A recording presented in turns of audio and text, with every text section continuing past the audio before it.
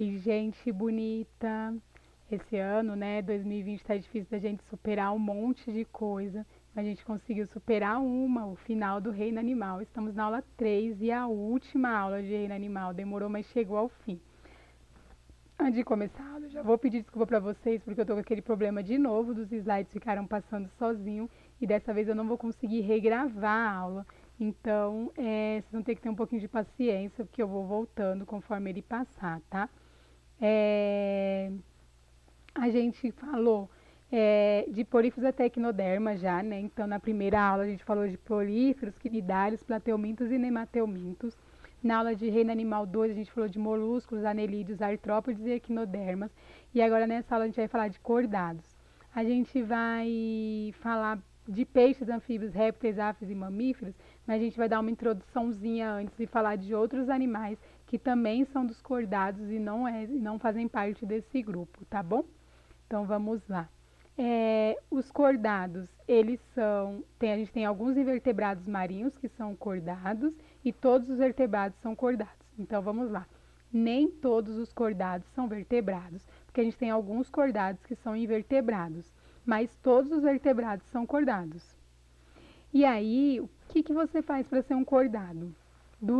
Pelo menos durante a sua fase larval, você tem que apresentar tubo nervoso dorsal, no seu dorso um tubo nervoso, notocorda, fenda faringiana e cauda pós-anal. Vou mostrar para vocês aqui, ó. A gente tem aqui um peixe, uma salamandra, uma tartaruga, uma galinha, um porco, um rinoceronte, um cão e um homem. Peixe, anfíbio, réptil, ave, e esses daqui são todos mamíferos. E aí, aqui são eles na fase embrionária. Todos eles se diferenciam um pouco, mas eles se parecem bastante também, né? Todos eles na fase larval têm as fendas faringianas, esses risquinhos aqui, ó, na garganta. Tem coluna, como que a gente chama? Tubo nervoso dorsal, eu chamo de coluna vertebral. Tem tubo nervoso dorsal, tem a notocorda e vai ter a cauda pós-anal. Ah, professora, mas eu não tenho rabo. Durante a fase larval você tem. Durante a fase embrionária a gente tem, né? O homem aqui. Mas a gente perde na fase embrionária mesmo, né? Então, quando a gente chega lá com uns 3, 4 meses, a gente já não tem mais cauda pós-anal. Mas nosso primeiro mês, se a gente vê uma ultrassom nossa, a gente é exatamente assim, no nosso primeiro mesinho de vida. E a gente olha, a gente não se difere muito dos peixes, da salamandra, das tartarugas, e aí dentro da barriga mesmo, né, durante a fase embrionária mesmo, alguns dentro dos ovos, né, alguns não são placentários, mas durante a fase embrionária mesmo, vai ocorrendo essas mudanças, e aí você consegue diferenciar já em alguma fase que isso daqui não vai ser um ser humano e que isso daqui não vai ser um peixe. Então, apesar de lá na fase embrionária você ter uma fase que é todo mundo muito parecido, ele dentro lá na fase embrionária mesmo, eles já começam a sofrer modificações. Todos os cordados são dibrásticos, são héteros sem lomados, são metamerizados, né? Começou essa metamerização lá nos anelídeos, lembra que eles têm vários anéisinhos? A gente não tem um monte de anel, mas nosso corpo é todo dividido. Nosso sistema digestório, nosso sistema digestivo, nosso sistema respiratório, nosso sistema circulatório, a gente tem tudo divididinho, não é uma sopa lá dentro, tudo junto, que ninguém sabe o que é quem. Nós somos deuterostômios, ou seja, primeiro surge a boca, primeiro surge o ânus, depois surge a boca. E a gente tem uma simetria lateral, né? Que é a bilateral, de você cortar no meio, cada lado ser exatamente igual. Isso é uma característica geral dos cordados. Nos humanos, quando a gente corta exatamente no meio, a gente tem que o coração, como ele é um pouquinho virado para a esquerda, a gente tem que o coração vai acabar ficando uma parte maior no lado esquerdo que no direito. Tirando isso, todo o resto. E aí as diferenças, né? A gente tem um pé um pouquinho maior que o outro, uma mão um pouquinho maior que a outra, um seio um pouquinho maior que o outro, uma coxa um pouquinho mais grossa que a outra, um braço um pouquinho mais grosso que o outro. Mas essa diferença, né? que você às vezes não consegue nem perceber quando você se olha. Então, você tem um lado igual ao outro, tirando essas pequenas diferenças. E aí a gente tem dois grupos dentro dos cordados, os protocordados e os craniatas. Os protocordados são divididos em dois subfilos, que é a urocordata e o cefalocordata. E os urocordata e os céfalos cordados, eles não possuem crânio nem coluna vertebral, por isso eles ainda são invertebrados. Mas apesar de serem vertebrados, eles têm características que já fazem eles fazerem parte dos grupos cordados. Lembra lá da fase embrionária. E aí, como que é os urocordatas? Eles são marinhos e sésseis, eles podem viver isolados ou em comunidade. Eles são revestidos por uma túnica, e aí, por esse motivo, tem gente que, em vez de chamar esse grupo de urocordata, chama eles de tunicados. A alimentação, eles filtram plâncton, basicamente. Eles respiram, fazem respiração e a circulação deles por sifões, e aí o sistema circulatório deles é parcialmente aberto, ou seja, em algumas regiões o sangue passa por dentro de vasos, mas acaba em algumas regiões extravasando para fora, então ele é parcialmente aberto. Eles têm sistema nervoso, na fase larval eles têm um turbo dorsal, mas aí quando eles ficam adultos isso se reduz a gânglios, e aí eles têm, fica lá na faringe deles esses gânglios, e aí o sistema nervoso passa a ser muito mais simples do que na fase larval. A reprodução deles é sexuada, ou seja, eles trocam material genético para poder se reproduzir. Vou mostrar no próximo slide o exemplo para vocês, calma aí. Aí a gente tem o outro grupo, que é os céfalos cordados. Os céfalos cordados também são marinhos. Os céfalos cordados, eles são achatados lateralmente e nas extremidades eles são afilados. Céfalos cordados parecem muito com peixe, mas não são. Eles filtram água. O coração deles fica na região ventral e o sistema circulatório é fechado, ou seja, o sangue só passa por dentro de vasos. Eles têm um sistema nervoso mais desenvolvido, né, do que os urocordatas, e eles têm um tubo nervoso dorsal, tanto na fase larval quanto na fase adulta. Eles fazem reprodução sexuada e eles são dioicos, ou seja, você consegue diferenciar o corpo de uma fêmea e um corpo de macho. Existem diferenças entre esses corpos.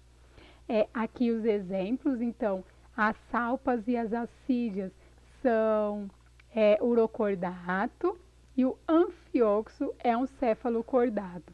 É o exemplo melhor que a gente tem. Anfioxo, ele parece muito peixe, mas ele fica dentro da lamazinha e ele fica com a cabeça para fora. Você pode encontrar anfioxo em água rasa, mas o mais comum é eles estarem em águas profundas e fundinho lá dentro da laminha, só com a carinha para fora. E aí a gente tem o outro subfilo, que é o craniata. E aí o craniata é o grupo que a gente chama de vertebrados, né? Por que eles são vertebrados? Porque eles possuem vértebras. Os craniatas também têm medula espinal, tem um sistema nervoso central muito desenvolvido, é o sistema nervoso mais desenvolvido que a gente conhece dentro de todos os filos. Ele tem um sistema muscular muito desenvolvido também, todos os craniatas têm sistema muscular, tem presença de endoesqueleto, e esse endoesqueleto ele interage com esse sistema muscular, então o esqueleto dele é interno, e aí é muito legal da gente pensar, né, que a gente tem esse endoesqueleto, e esse endoesqueleto ele está protegendo nossos órgãos, né, então a gente tem a nossa caixa craniana que protege o nosso crânio, o nosso cérebro, né? A gente tem as nossas vértebras, que vai proteger as nossas vísceras, mas a gente também tem interação com o sistema muscular, né? Então, eu quero levantar o meu braço, eu mexo o meu esqueleto, mas eu também mexo o meu sistema muscular. O meu sistema muscular determina se vai para cima, se vai para baixo, se vai para um lado, se vai para o outro.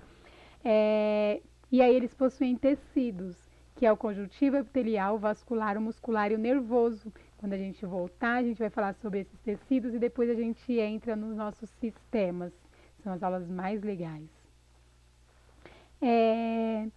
Todos os craniatas, né, todos os vertebrados, eles têm sistema respiratório e aí esse sistema respiratório vai depender muito do animal. Então, se você tem um animal que ele é aquático, ele vai ter um sistema respiratório branquial para ajudar ele a respirar dentro da água. E aí os outros, normalmente, os terrestres, vão ter sistema pulmonar. Você pode ter quem voe, né, e aí vai ter um outro sistema, né, vai depender muito do animal mesmo para falar sobre o sistema respiratório. E aí, os craniatas, eles têm duas camadas de pele, que é a derme, que é mais interna, e que é a epiderme. As aves e os mamíferos, eles têm a hipoderme. Guarda essa informação que a gente vai falar mais para frente, para que serve ela. E aí, os craniatas, eles são divididos em agnatas e ginostomatas. O que isso quer dizer? Os agnatas são animais sem mandíbula. A gente tem, por exemplo, os peixes bruxas e as lampreias. E os gnatostomatas, eles são animais com mandíbulas. Então, peixes, aves, anfíbios, répteis, mamíferos, são todos gnatostomatas. Essa divisão, ela não é como eu posso falar, uma hegemonia entre os cientistas, né? Existem muitas discussões entre essa divisão, mas essa pode ser uma das divisões do subfilo craniata. Então, vamos falar sobre os grupos que a gente tem, né? A gente tem os peixes, todos os peixes são aquáticos e eles têm uma pele recoberta por escama, eles fazem respiração branquial. Lembra que a gente falou que quem está lá dentro da água, se tiver respiração branquial, se desenvolve muito melhor lá dentro. O que eles comem? A maioria dos peixes se alimentam de algas, mas a gente tem alguns que se alimentam de molúsculos e de pequenos crustáceos. Que eu coloquei para vocês um exemplo de peixes, é o tubarão branco. Ele pode ser muito grande, né? Então, a gente tem uns peixinhos muito pequenininhos e tem peixes enormes, né? Tubarão é um exemplo para gente de um peixe que é muito grande. Depois dos peixes, surgem os anfíbios. Os anfíbios, a gente fala que eles são animais de vida dupla. E aí também é os animais que fazem a transição da água para a terra. Então, vamos entender isso melhor. Por que vida dupla? Os anfíbios têm uma fase larval e uma fase adulta. Quando eles são larvas, eles vivem dentro da água. Quando eles passam a ser adultos, eles vivem na terra. No entanto, apesar deles viverem na terra, eles são animais que a pele dele é lisa e úmida. E como na fase larval eles ainda estavam dentro da terra, ainda são animais que dependem muito da água. Eles dependem da água para reprodução, dependem da água para diversas coisas. Então, apesar deles serem terrestres, eles precisam viver em ambientes úmidos. E aí a gente tem que esses anfíbios são divididos em 3 classes. A gente tem os ápodes, que é esses daqui, ó, parece uma cobra. O pessoal chama de cobra cega. Ele tem corpo cilíndrico e não possuem patas, por isso ápodes, de não patas. A gente tem os urodelos. Os urodelos, eles têm esse corpo aqui, ó, alongado, aqui, ó, exemplo aqui que a gente tem de urodelo, que as pessoas confundem salamandra com réptil. Salamandra não é réptil, salamandra é anfíbio.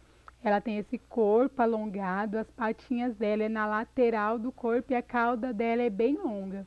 E a gente tem os anuros.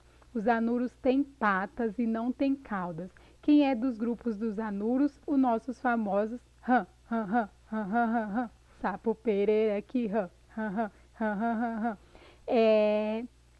a perereca e a rã não é a fêmea do sapo. A gente tem sapo fêmea e sapo macho, perereca fêmea e perereca macha, rã fêmea e rã macho. Então, eles são grupos, né? As pessoas confundem muito de falar que a perereca e a rã é o feminino de sapo. Não é. O sapo feminino de sapo é sapo fêmea. Depois disso, a gente vai para os répteis. Os répteis, eles são lindíssimos. Eles são os primeiros vertebrados a conquistarem o ambiente terrestre. Então, os répteis, eles já não têm mais essa dependência de ambiente úmido, né? Os répteis já podem sair por aí pelo mundo E aí, por causa disso, você tem uma maior distribuição dos répteis pelo ambiente terrestre, pelo ambiente aquático, pelo ambiente terrestre do que pelo aquático. No entanto, a gente tem alguns répteis que eles são aquáticos também. Isso não obriga eles a terem saído, mas eles são considerados os primeiros vertebrados a conquistarem, né? Eles podem viver fora da Terra. Eles são pecilotérmicos, ou seja, eles são exotérmicos. Eles não conseguem produzir calor, né? Eles são, a gente fala que são animais de sangue frio, porque se eles estiverem em uma região muito fria, o corpo dele vai ficar muito frio. Se eles estiverem em uma região quente, o corpo dele vai ficar muito quente. Eles dependem da temperatura de fora para determinar qual que é a temperatura corporal deles. Só com uma curiosidade aqui, os dinossauros, eles eram répteis. E a gente tem alguns grupos dentro desses répteis. A gente tem um animal que a gente chama a tatuara. A tatuara, ela está em extinção. Ela vive lá naquele país lá no finzinho, que parece muito com o Brasil, que está lá embaixo. Não, vou lembrar e falo para vocês. Nova Zelândia. Ele vive lá na Austrália, ali naquela região ali. A gente tem tatuara. Eles são animais em extinção, mas eles estão em extinção muito mais pelo tempo que eles já estão na Terra do que por ações humanas mesmo. Eles já estão aqui, já tem um tempo, bastante tempo. Eles vivem em média 100 anos, então é um animal que provavelmente daqui a um tempo a gente não tem mais, mas é por causa disso, assim, eles já estão aqui há muito tempo e normalmente os animais um dia entram em extinção, né? A gente fica inclusive rezando pro dia que o animal que vai estar em extinção é o humano, mas por enquanto quem está em extinção é a tatuara, porque já está aqui no mundo, já tem bastante tempinho. A gente tem o grupo dos crocodilianos, que aí é onde ficam os crocodilos. A gente tem aqui, né, um exemplo de crocodilo. A gente tem o exemplo mais bonito aqui dentro, que são os quelônios. Os quelônios são os cágados, as tartarugas de água doce, jabuti, tartaruga marinha, são todos quelônios. Quando a Terra era habitável e as pessoas iam para a rua fazer as coisas, teve um vestibular da Unesp. Era quando ainda existia vestibular de 3 dias. E aí, na prova para biologia, estava contando que as tartarugas marinhas elas saem do mar e vão até a terra para botar seus ovos. E aí, quando elas botam os seus ovos, elas choram. E a pergunta era por que as tartarugas choram. Apesar da maioria das pessoas terem respondido que as tartarugas choram porque dói para sair o ovo, a resposta certa não era essa, né? Tartaruga marinha está lá em uma água extremamente salgada. Quando ela sai de dentro do mar para poder botar os seus ovos, você tem uma outra concentração. E aí a tartaruga fica tentando, né, fazer a famosa homeostase, entrar em equilíbrio dinâmico ali com aquele ambiente. Como ela estava no ambiente salgado, dentro dela está muito mais salgado. Então ela libera lágrimas, que lágrimas são salgadas, para poder tentar concentrar para sua concentração interna e ficar parecida ou igual à concentração externa. É por isso que as tartarugas choram e não é porque os ovos dói. Eu não sei se os ovos da tartaruga dói para sair, mas o motivo delas chorarem é esse, né? É por causa da concentração, que é diferente. E a gente tem o esquamata. O esquamata é onde ficam os nossos grupos de cobras e largatos. Aqui eu coloquei a nossa amada Naja, né? Todo mundo está amando e adorando a Naja nesse momento, lindíssima, maravilhosa. E aí as cobras ainda se dividem num outro grupo que a gente chama de ofídeos. Depois dos répteis, eu coloquei aqui para vocês os mamíferos. E aí os mamíferos não é o último grupo, a gente tem as aves depois deles. E por que eu coloquei os mamíferos antes das aves? Porque a gente tem costume de falar de aves e depois de mamífero, e vocês ficam sempre com essa sensação de que os mamíferos são mais desenvolvidos que as aves. No entanto, eles não são mais evoluídos. Os mamíferos e as aves são tão evoluídos quanto, eles só são diferentes, mas na linha da evolução está um do lado do outro. Os mamíferos eles podem ser terrestres, eles podem ser aquáticos, né? Os nossos golfinhos lindíssimos.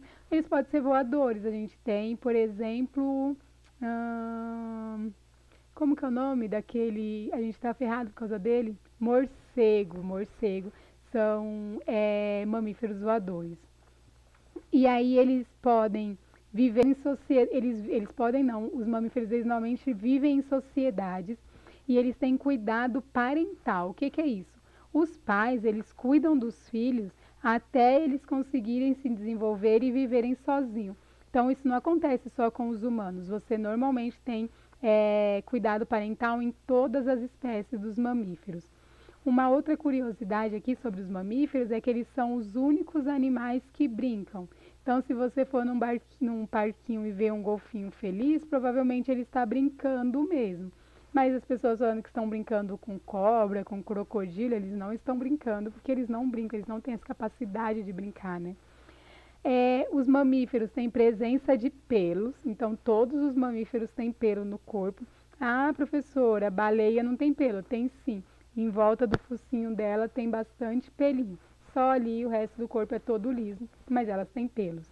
E tem glândulas mamárias, ou seja, a gente tem glândulas capazes de produzir leite. Então, se a gente entrar nessa fase de gestação, a gente vai conseguir começar a produzir leite, né, devido às nossas glândulas mamárias. E aí essas glândulas mamárias vai dar para a gente a possibilidade de amamentar os nossos filhos. A pele nos mamíferos ela serve como um isolante térmico. Lembra lá que a gente falou que os mamíferos e as aves têm hipoderme? A hipoderme é uma camada mais interior ainda do que a derme, é uma camadinha lá de gordura. E essa camada de gordura, ela ajuda os seres, os mamíferos e as aves a manterem a sua temperatura. Se a gente não tem essa camada de gordura, a gente não consegue manter essa temperatura. Vocês podem perceber, por exemplo, que pessoas mais gordas sentem menos frio do que pessoas mais magras. Infelizmente, né? Eu sou magra e fico aqui morrendo de frio. Queria eu ser o quê? Gorda. Pra quê? Pra não sentir frio, só por isso. Mas é isso, a pele serve também como um isolante térmico. Na nossa pele, além de ter a hipoderme, a derme, a epiderme que já tem, né? Tem também a hipoderme, a gente tem glândulas sebáceas e glândulas sudoríparas, que são glândulas que vão ajudar no controle da temperatura. As glândulas sebáceas são glândulas que produzem gordura, então você vai ter você pode perceber, a gente vai ter um sebinho, né, por fora do nosso corpo, para poder ajudar a gente a produzir essa gordura. Então, a nossa pele é meio gordurosa por fora, tanto a nossa quanto de todos os mamíferos, de alguns muito mais que os outros, dependendo de onde vivem. E tem também glândulas sudoríparas. As glândulas sudoríparas são por onde a gente produz o suor, e o suor ajuda a gente a manter a temperatura quando está muito quente. Então, a gente libera a água do nosso corpo, aqui em cima essa água ela resfria o nosso sangue, e aí o nosso sangue resfriado vai circular para o nosso corpo e ajudar a resfriar toda a temperatura do nosso corpo. Os mamíferos têm o sistema nervoso mais complexo dos vertebrados. De todos os vertebrados, quem tem o sistema nervoso mais complexo é os mamíferos. Então, do que a gente conhece hoje em dia, o que tem o sistema nervoso mais envolvido são os mamíferos.